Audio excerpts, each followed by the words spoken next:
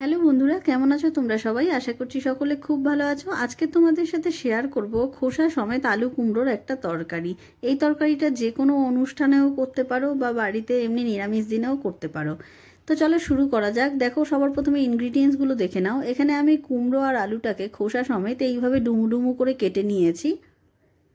তোমরা চাইলে এর থেকে ছোটও কাটতে পারো। এখানে দুটো টমেটোকে আমি এইভাবে পিউরি বানিয়ে নিয়েছি এখানে কাঁচা ছোলা আর 4টে কাঁচা লঙ্কা, ধনে পাতা যেটা আমি পরে কুচি করে নেব।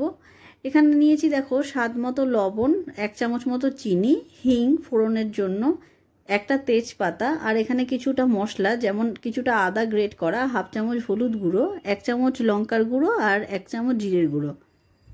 তো চলো শুরু করা যাক। সবার প্রথমে দেখো কড়াইতে পরিমাণ মতো তেল দিলে সেটা গরম হয়ে গেলে আমি ফোড়নে দিয়ে দেবো তেজপাতা, 5 ফোড়ন আর হিংটা।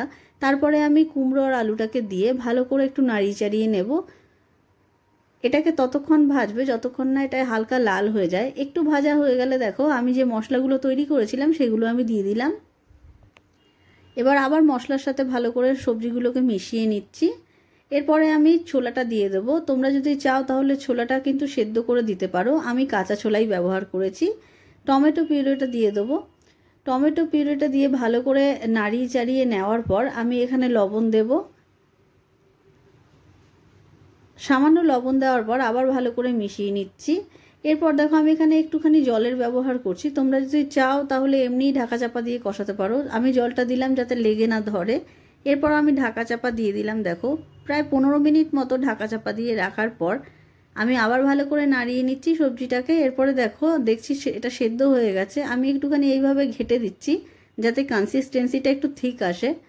তোমরা যতটা পরিমাণে গ্রেভি চাও বা ঝোল চাও ততটাই জল ব্যবহার করবে। আমি এখানে প্রায় 2 বাটি মতো জল ব্যবহার করেছি আর দিয়ে দেবো চিনি। তো দেখো ফুটে গেছে সবজিটা।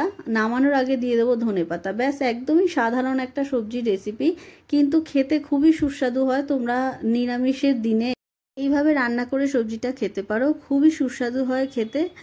তো আমি এটাকে সার্ভ করেছিলাম লুচির সাথে। তো তোমাদের রেসিপিটি কেমন লাগলো অবশ্যই জানিও।